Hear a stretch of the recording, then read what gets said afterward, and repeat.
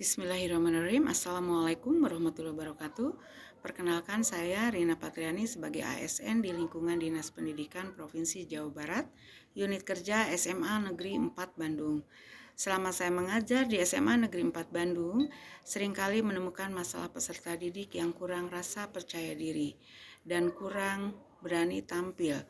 Sehingga solusi yang saya lakukan diantaranya: 1. Menumbuhkan rasa keberanian kepada peserta didik untuk mau tampil di depan setiap kegiatan pembelajaran di kelas. Yang kedua, mengajak kepada peserta didik bahwa tampil di depan itu menyenangkan dan selalu tersenyum.